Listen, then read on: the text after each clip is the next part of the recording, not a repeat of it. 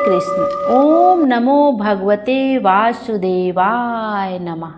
आइए आज के वीडियो में हम मार्गशीर्ष महात्म्य के 20वें अध्याय का श्रवण करेंगे। उससे पहले हम गणेश जी की एक पावन कथा का श्रवण करते हैं।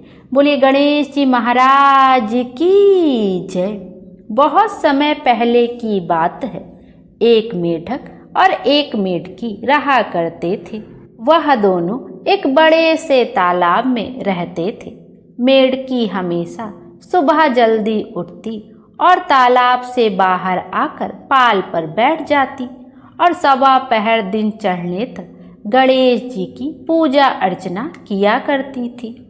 मेढकी का इस तरह से गणेश जी की पूजा करना मेढक को बिल्कुल भी अच्छा नहीं लगता था। वह कहता, कौन है गणेश जी? मैं तो किसी गणेश जी को नहीं मानता। तू ही भूखी प्यासी बैठी रहती है, कुछ खाती पीती नहीं है। देख मुझे, मैं कितना हट्टा कट्टा हूँ, कोई विनायक जी की पूजा नहीं करता हूँ। पर मेढकी पर तो मेढक की बातों का कोई असर ही नहीं होता।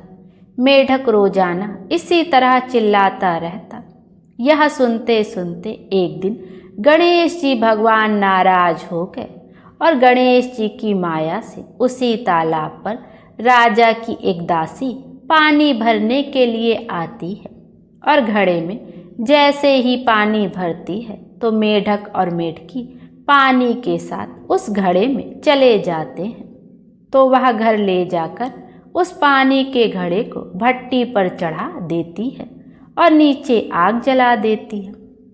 जैसे ही पानी गर्म होता है तो मेढक तो बुरी तरह से जलने लगता है और जोर जोर से चीखने लगता है और मेढकी अपने गणेश जी की पूजा में लगी रहती है। तब वह कहता है कि मेढकी, मैं तो गर्म पानी में जल रहा हूँ और तुम आराम से बैठी हो। तब वह बोली, मैं तो बिल्कुल नहीं जल रही, मुझे तो ठंडी ठंडी हवा आ रही है। तब मेढक कहने लगा, कैसी बातें कर रही हो? घड़े के अंदर पानी उबल रहा है और तुम कह रही हो कि मुझे तो ठंडी हवा आ रही है। तो मेढकी कहने लगी कि मैं तो गणेश जी की पूजा करती हूँ और गणेश जी भगवान मेरी रक्षा करते हैं। यह सुनकर मेढक कहने लगा कि आज तू तेरे गणेश जी का ध्यान कर, हम इस मुसीबत से छूट जाए, हमारी जान किसी तरह बच जाए। फिर आज के बाद मैं भी तुम्हारे साथ रोजाना सवा पहर दिन चढ़ने तक गणेश जी की पूजा किया करूँगा। तब तक कुछ नहीं खाऊं पीऊँगा, पूजा करने के बाद ही गार मिट्टी खाया करूँगा। मेढक के कहने पर मेढकी ने मन ही मन गणेश जी का स्मरण किया। तब गणेश जी की माया से वहाँ दो सांड लड़ते हुए आए और उस मटके से टकरा गए। मटका फूट गया और मेढक मेढकी बाहर निकलकर तालाब में पहुँच गए। अब मेढक को गणेश जी की माया समझ में आ गई। अब वह भी रोजाना मेढकी के साथ सवा पहर दिन चढ़ने तक तालाब की पाल पर बैठकर गणेश जी भगवान की पूजा अर्चना किया करता था। हे गणेश जी महाराज, जैसे आपने मेढक मेढकी की रक्षा की, वैसे ही हमारी और हमारे परिवार की रक्षा करना, सबके जीवन में सुख समृद्धि और वैभव बनाए रखना। बोलिए गणेश जी महाराज की जय। आइए अब श्री भगवान विष्णु के मत्स्य अवतार कथा के दूसरे भाग का श्रवण करते हैं। यह निश्चय है कि जिन्होंने अपने मनोरंजन अथवा जीवों के कल्याण के लिए अपने संकल्प से इस सृष्टि की रचना की है, जिनकी दया दृष्टि से जीवित होकर यह स्थित है और जिनके संकेत से यह उन्हीं में समा जाएगी, वही भगवान इनके स्वामी हैं और वे एक एक अणु, एक एक परमाणु तथा एक एक घटना को उसके तह में रखकर देखा करते हैं। वे भक्तों की अभिलाषा पूर्ण करते हैं, परंतु साथ ही ध्यान रखते हैं कि इस अभिलाषा को पूर्ण करने से कहीं उनका कुछ अनिष्ट तो नहीं हो जाएगा। महाराज मनु की तपस्या इसलिए चल रही है कि प्रलय के समय सृष्टि की रक्षा का भार मुझ पर हो, मैं सारी औषधियों को बचाऊं। यह इच्छा बड़ी अच्छी है, इसके मूल में दया है, संपूर्ण प्राणियों की कल्याण कामना है। परंतु यही इच्छा यदि किसी साधारण प्राणी के हृदय में हो और उसके पूर्ण हो जाने पर उसके मन में प्रकट हो जाए कि मैंने इनकी रक्षा की है, मैंने इन्हें बचाया है, तो वह भगवान विमुख होकर पतन की ओर जा सकता है। यद्यपि यह बात मनु पर लागू नहीं है, फिर भी जगत के लोगों पर इसका प्रकट हो जाना आवश्यक है। मानो इसी भाव से भगवान ने एक अद्भुत लीला रची। एक दिन वैवस्वत मनु कृतमाला नदी में स्नान करके अर्पण कर रहे थे। एकाएक उनकी अंजलि में एक नन्ही सी मछली आ गई। महाराज ने उसे फिर नदी में छोड़ दिया, परंतु एक ही क्षण में वे आश्चर्यचकित हो गए जब वह मछली मनुष्य भाषा में कहने लगी, राजन, मैं बहुत ही निर्बल और गरीब हूँ। दुनिया में मेरा कोई सहायक नहीं है, मेरे पास बल नहीं है, और आप जानते हैं कि हमारी जाति में बड़ी मछलियाँ छोटी मछलियों को खा जाती हैं। आप बड़े दयालु हैं, आपकी करुणाशीलता प्रसिद्ध है। क्या आप मेरी रक्षा कर सकते हैं? क्या आप इस छोटी सी गरीब और निर्बल मछली की रक्षा कर सकते हैं? यह बात सुनकर मनु का कोमल हृदय दया से भर गया और उन्होंने शीघ्रता से उठाकर मछली को अपने कमंडलों में रख लिया। नित्य कृत्य करने के पश्चात उसे लेकर अपने स्थान पर आए और पूर्वत तपस्या में लग गए। दूसरे दिन प्रातःकाल देखते हैं कि वह मछली बढ़कर इतनी बड़ी हो गई है कि कमंडलों में नहीं अटती।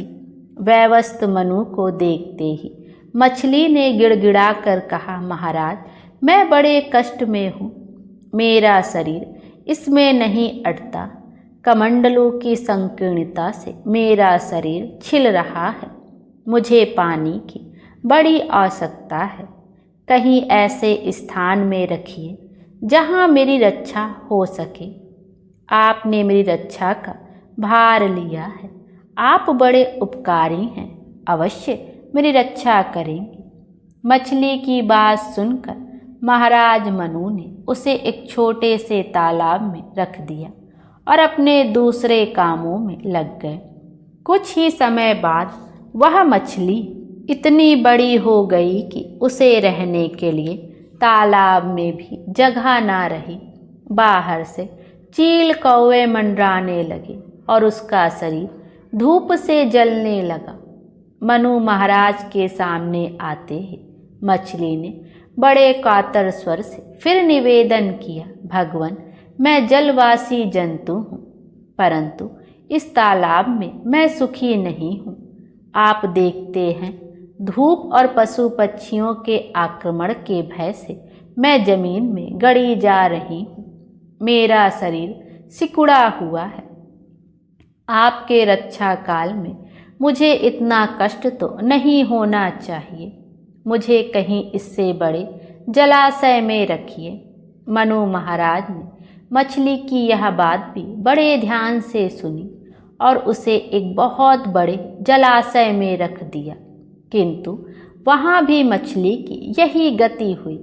अंत में जब उसे ले जाकर समुद्र में छोड़ने लगे, तब उसने कहा, समुद्र में बड़े भयंकर जीव रहते हैं। आप यहाँ मुझे छोड़कर चले गए तो संभव है कि वे हमें कष्ट पहुँचाएं और मार डालें। उस मछली के बातों में बड़ी मधुरता थी। मनु महाराज के मन में अभिलाषा होती कि इसकी बात सुनता ही रहूं। जब वे साम्राज्य का त्याग करके जंगल में रहने वाले विरक्त एवं ज्ञानवान महात्मा उस मछली की सुंदरता को देखते, तब उनकी आंखें एकटक लगी ही रह जाती।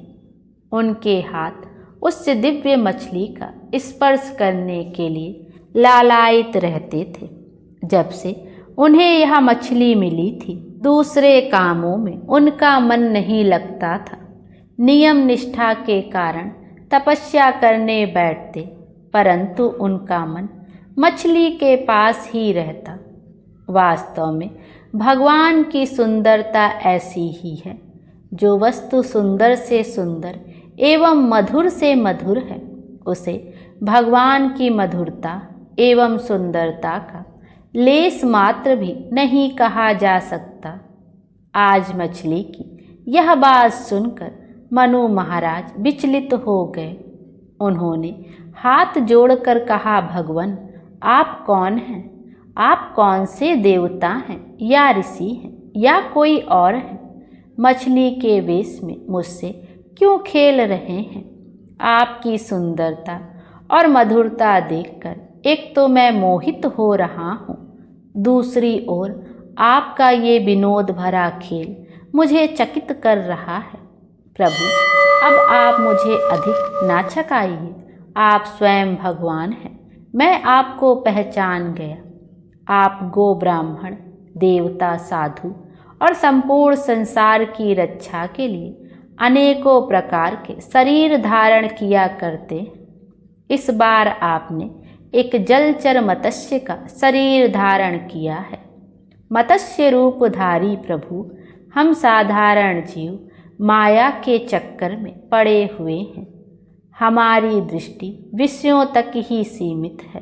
हम आपको कैसे पहचान सकते हैं?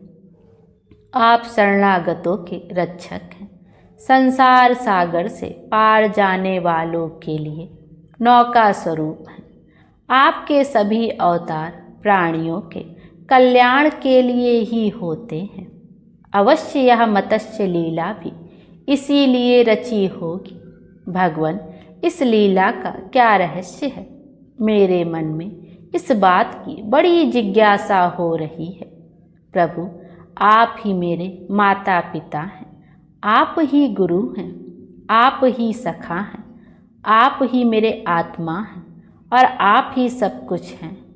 आपके चरणों में आ जाने के पश्चात कोई कर्तव्य शेष नहीं रह जाता, सब कुछ प्राप्त हो जाता है। आज आपने अपने परम दयालु स्वभाव के कारण स्वयं ही आकर मुझे अपनाया है। आपकी कृपा धन्य है।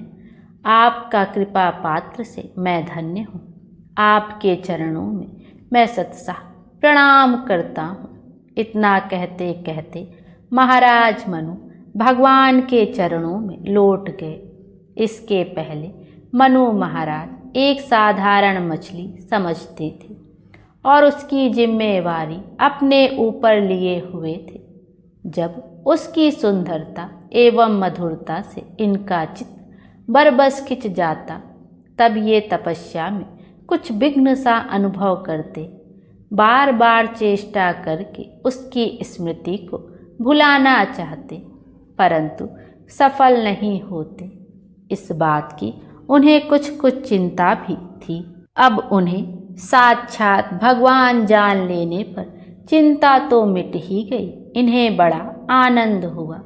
स्वयं भगवान मत्स्य रूप में मेरे पास आए और मैंने उनके दर्शन, स्पर्श आदि प्राप्त किए। इससे बढ़कर मेरा सौभाग्य क्या होगा? यह सब सोचते सोचते महाराज मनु गदगद हो गए। उन्हें ऐसा मालूम हुआ मानो वे भगवत कृपा के अनंत समुद्र में डूब उतरा रहे हों।